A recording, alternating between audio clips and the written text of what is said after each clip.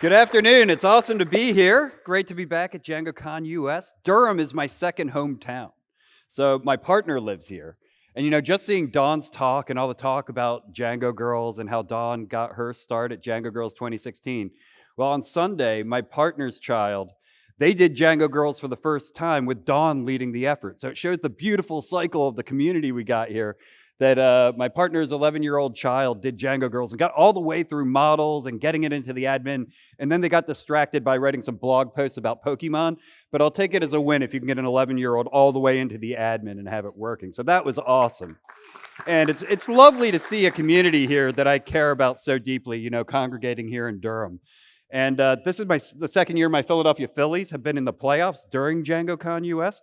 We hope for a slightly different ending to the script this year. But it's also my second year giving a last-minute talk, so I guess I'm the pinch hitter coming off the bench. So hopefully I can hit a metaphorical home run here. I also wanted to give a big thank you to Jeff, to DEFNA, and all the DjangCon organizers. The amount of effort that goes into planning something like this is immense, and I really appreciate it. So let's take a minute to thank all the organizers, and especially the ones from here in Durham. I helped host DjangCon 2016 in Philadelphia, and the amount of effort and blood, sweat, and tears and love that goes in from the local organizers to really show off their town, it's a huge amount of effort. So a huge thank you to all the organizers from Durham and the city of Durham, which has just been so welcoming. So thank you so much. And most importantly, thank you to all the attendees for coming. DjangCon US would be incredibly boring without all of us. So this community is fantastic. So let's dive in. Who I am. I'm a principal engineer at Wharton Research Data Services at the Wharton School. I'm a Python Software Foundation member and a Django Software Foundation member. I'm a member of the Wagtail core team and an occasional on and off DjangCon US organizer. I've been writing code since 1980 when the Phillies won the World Series, oddly enough. I was 6 years old, and I live and breathe technology, and I have my entire life. Over those years, I've seen a lot of tech trends. I've been closely involved with a few of these overhyped trends over the years, and I've contributed to the hype myself in the past. So I'm hoping I can share some of the mistakes that I've made in the past so we can all learn and avoid some potentially dangerous pitfalls. Who I am not is an AI expert, a ChatGPT zealot, or a Meta llama herder. But I've immersed myself in technology my whole life, and at the risk of sounding like the metaphorical old man yelling at the kids to get off my lawn, I've seen these patterns repeat themselves. The first primitive AI programs I used were in the late 1980s, and they were based off the ELIZA program, which was developed at MIT in the 1960s. ELIZA was the first program where you could type in some text to a computer. It would analyze the sentence and pick out the most important word from the sentence, the most important token, and spit it back to you like a therapist. And this was the first time that people would ever interact with computers for the next 20 years in programs like these and wonder if they were talking to a human or not. And a term was coined out of this called the ELIZA effect. The ELIZA effect is the tendency to project human traits such as experience, semantic comprehension, or empathy into computer programs that have a textual interface. The effect is a category mistake that arises when the program's symbolic computations are described through terms such as think, know, or understand. And that's the Wikipedia definition. And did that sound familiar to anything we're hearing lately? Because it does to me. So I think it's important that we take a little bit of a step back in time and know thy history. The Santayana quote, "Those who cannot remember the past are condemned to repeat it," seems particularly apt at this time. So in July 2023, a report from the professional services firm KPMG found that 97% of the 200 senior US business leaders it polled anticipate that generative AI will have a huge impact on their organizations in the short term. 93% believe that it will provide value to their business, and 80% believe it will disrupt their industry. And I'm not here to say that that's wrong, but it's that kind of thinking that allows tech bros, the folks who were really into blockchain about 18 months ago and are now suddenly all into AI, to dominate the media cycle.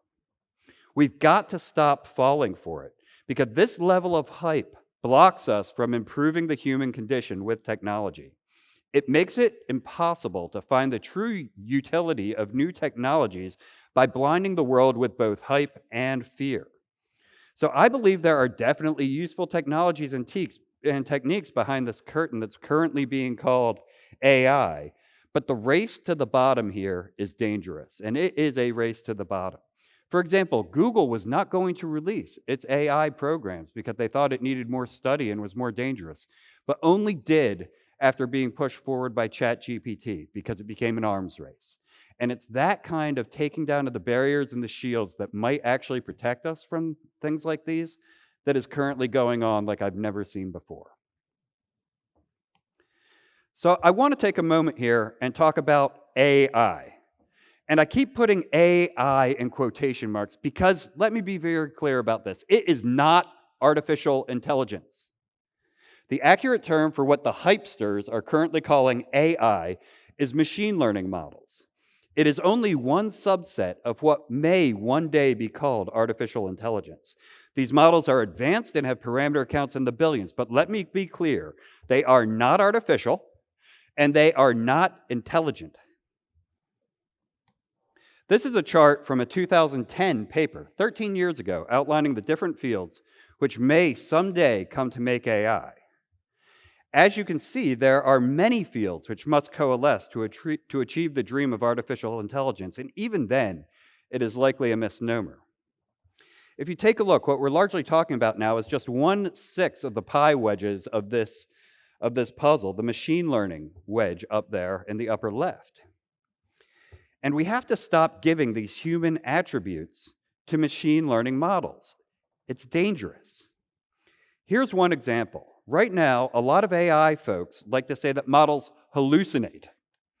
This removes responsibility for algorithm coders and model trainers. These models do not hallucinate. They make stuff up because a programmer using a random generation function decided they should. Their responses are frequently inaccurate, laughably so, but it isn't really funny. We are already seeing real-world consequences of this, driving us even further away from a collective shared truth than we already are. By saying they hallucinate, we are removing the responsibility of the programmer and the model trainer to be ethical.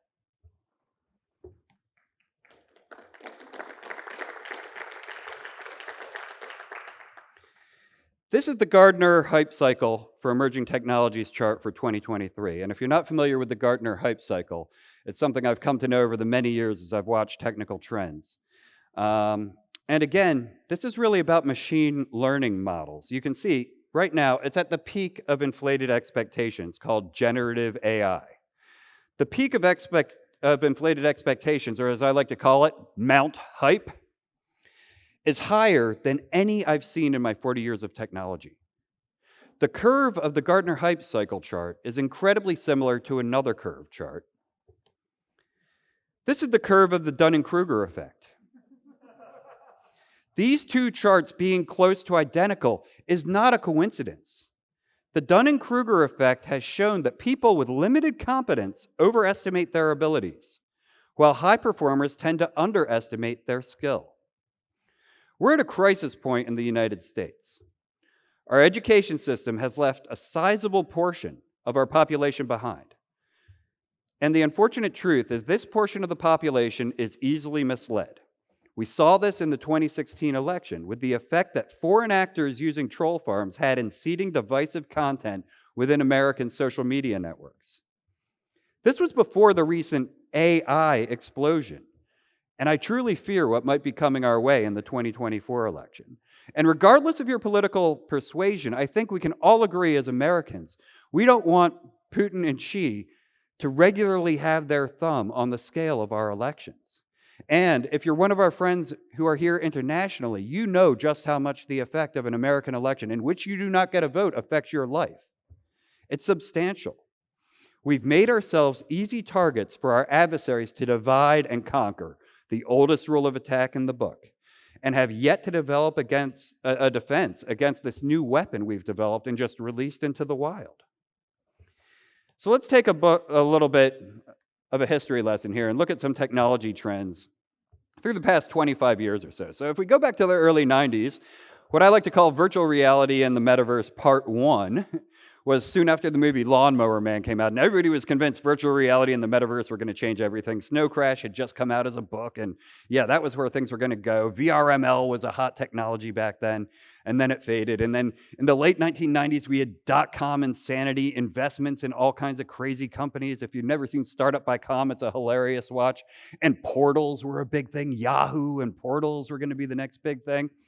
In the early 2000s, we moved into Web 2.0, or JavaScript actually kind of sort of works part 1. There were like 8 parts to that movie. In the mid-2000s, we moved back into VR part 2 with Second Life and the amazing wave that Second Life got in 2005, 2006, 2007. Everybody was going to move to Second Life. Email was going to be defunct. All our meetings were going to happen in Second Life and virtual reality. And I got caught up in this hype wave. A little more on that later. But there was also Google Wave. Remember the 3 glorious weeks of Google Wave before it got shut down? That was going to change everything. Then in the late 2000s, we had big data. And remember 3D TVs and movies? Like every TV you got was a 3D TV for like 5 years, and now nothing is a 3D TV. I don't know what happened to them, but I guess Avatar came and went, and that was a quick fad. In the early 2010s, we had the Internet of Things and Siri and Alexa. And even Apple employees now, there's not a week that goes by that I don't see a secret leak about Apple employees secretly hating Siri. And in the mid-2010s, wearable UIs. Remember, we were all going to have clothing that were like screens and could broadcast our feelings and stuff, and 3D printing was going to take over everything. Then in the late 2010s, very recently, we had blockchain and Web3 and crypto, which were going to change everything. And just recently, we had virtual reality in the metaverse. And Mark Zuckerberg decided to rebrand Facebook as Meta, and then destroyed that for everybody because anything Zuck changes can no longer be cool. And this list is just a microcosm of the overhyped tech trends throughout the years. I won't even go into Justin Bieber dropping $1 million on an NFT. How's that investment feeling these days, Justin? Pretty good? All of these eventually became useful tools in the technology toolbox, but didn't live up to the hype. We see this pattern over and over again, yet we let it happen over and over again. And who does it benefit? The media get clickbait by hyping up a technology to the peak of inflated expectations, mount hype, and then by tearing the technology apart during its descent into the trough of disillusionment. Tech bros dreaming of getting rich quick pump it up to get investors to be done with their money. That's who benefits. And, you know, I've been around for a long time and seen many hype cycles, but this AI hype cycle is next level. It's unlike anything I've ever seen in my lifetime. So let's take a look at a little bit of history. Second Life is a continuous virtual world that has been available to the public since 2003. I was one of the first users. It is the closest thing anyone has come to creating the metaverse described by Neil Stephenson in Snow Crash. And the amount of hype it got in the mid-2000s was truly amazing. When I first started as a Second Life user, I was like one of the first 100 users. It's made up of simulators, and each simulator is a 256 by 256 meter virtual region. And there were maybe 40 or 50 of these at the time. They're now tens of thousands. And believe it or not, Second Life is actually one that survived this. It still exists today and is a profitable company and has more active monthly users than have ever done a single transaction on blockchain. It was featured on the cover of Business Week with an article inside featuring yours truly, my 15 minutes of fame. Reuters had a bureau in Second Life with a full-time dedicated reporter. And IBM was all over it. So I accidentally started a company on a dare called SL Boutique. When somebody said they didn't think I could pull this off technically, I took some time and I created a portal where anybody who created content within Second Life could sell it through this common web portal. So you could do a primitive search, find what items you wanted, and in real time through an XML RPC call, it would deliver the item to the person buying it within the virtual world and make a payment to the person selling, and I would take a small percentage cut. It was actually pretty cool. And after a year, it had grown so explosively that either I knew I would have to quit my full-time job or find somebody to take it over. And I found a company called the Electric Sheep Company, named after, of course, the Philip K. Dick novel. And they wanted to buy it from me after a year for a kind of ridiculous sum of money for something I had done as sort of a joke, a side project. And they had just received over $7 million in angel investment funds from CBS, like the broadcasting company, not an angel investor, from the actual TV channel CBS Viacom. And, the hype level at this time was insane. The CEO of Electric Sheep Company, Sibley Verbeck, was appearing on stage with Les Moonves, the CEO of CBS, like talking about the future of the metaverse and how everything was going to happen there. It was absolute insanity.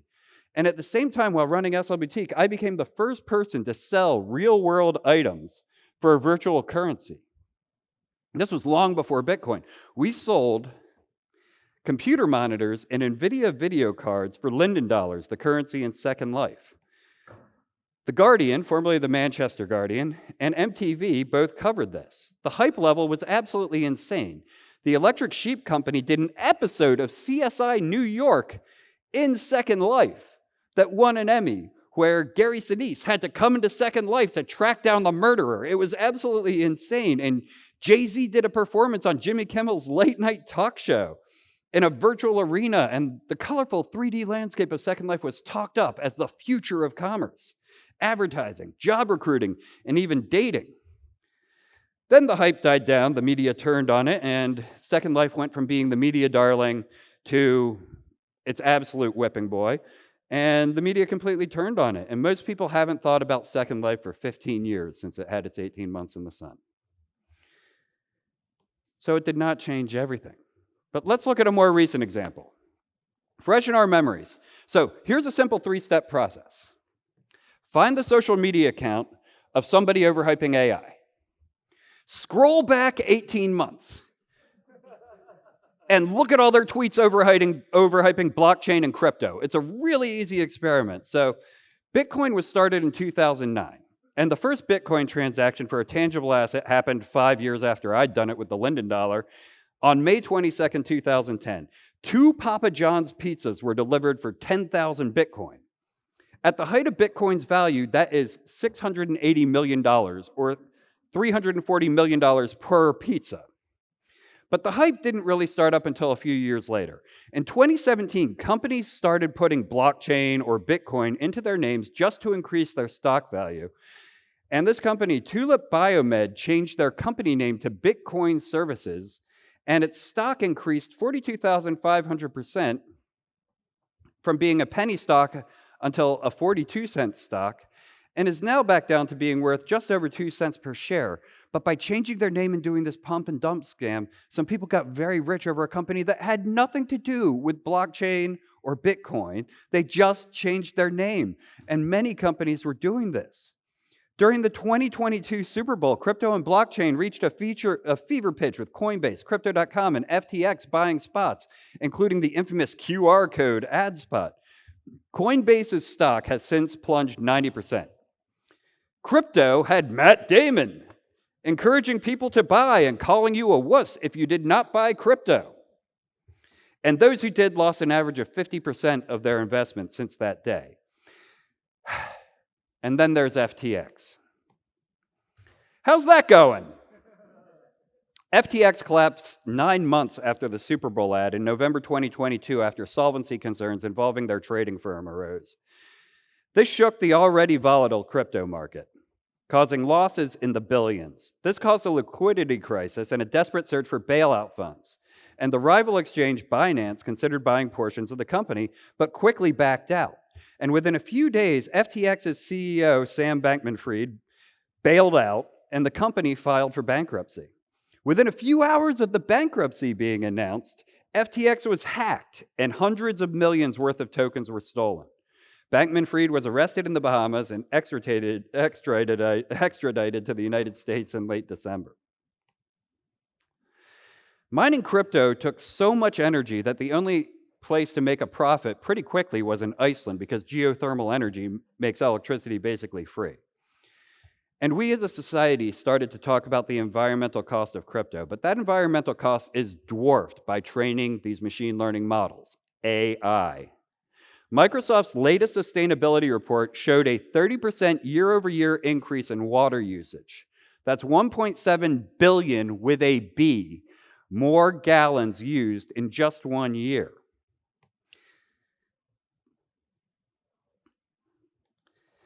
There's an OpenAI data center owned by Microsoft in Des Moines, Iowa.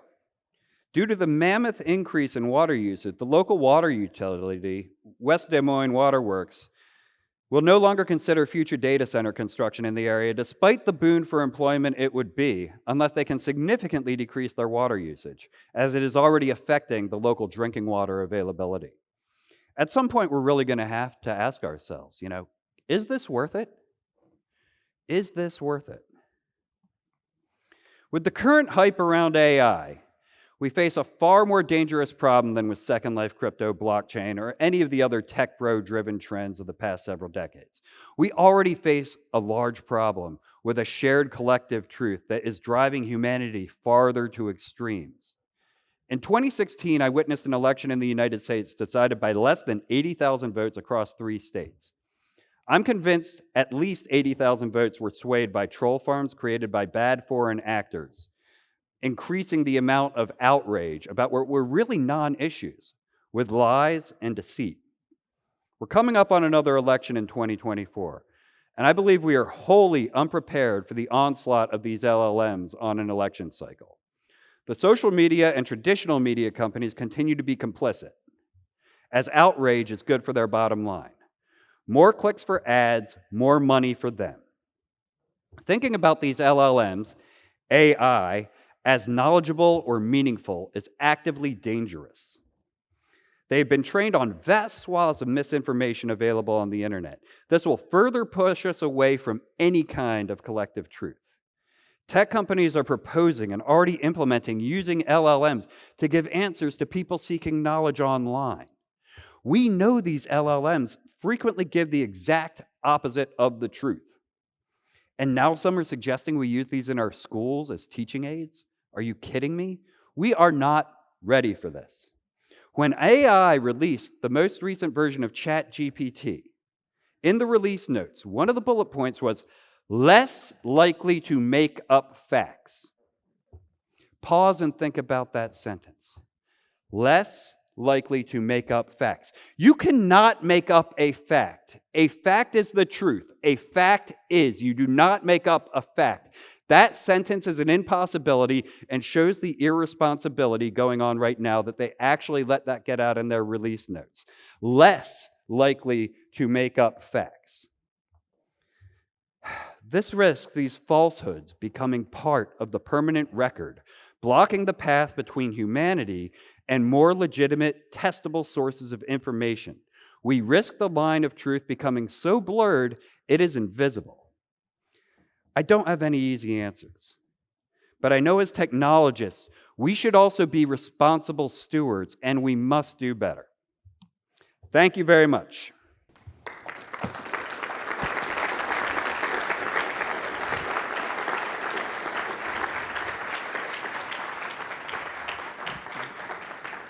Thank you very much. That's my cat, Sylvie, who likes to help me code. Thank you very much, Tim. I think we might have time for one question. Sure. But like I said at the beginning, I don't have any answers. So in order to sort of fight against the hype of AI and possible misinformation rise within our social media platforms, like I'm trying to understand how to sort of create more community awareness about it, especially within my local community.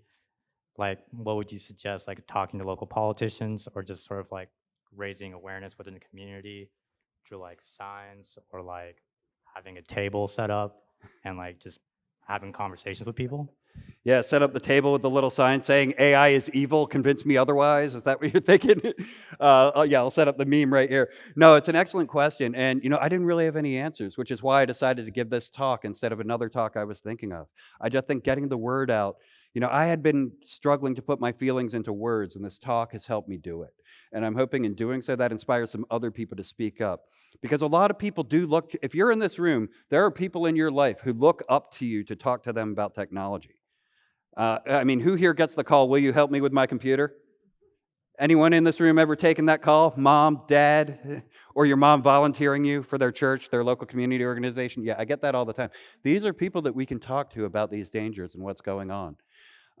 So I think just getting out there and communicating and not being afraid to raise your voice. If there's something in the back of your head that is saying this does not feel right, there's something not right here, it's okay to open your mouth and say something about it, because right now there's an avalanche, there's a tsunami of, people are getting overwhelmed by how cool it is. And it is cool. That's the thing. There is a there. There is something there that's tangible and going to be valuable. But the signal to noise ratio is currently drowning out our ability to separate the wheat from the chaff and find out what is actually useful with this technology. And it's being done for all the wrong reasons. It's being done for profit over morals. It's being done because a couple companies want to win this arms race and aren't thinking about the long-term good of humanity. So it's up to the rest of us. When politicians fail, which is very frequently, it's up to the rest of us to pick up the slack, step in, and especially as technologists in this realm who people look up to have knowledge about this thing, I feel we all have a little bit of responsibility to say, hey, stop, think. So excellent question. Thank you so much. And thanks everybody for coming and allowing me to go on a little bit of a rant today.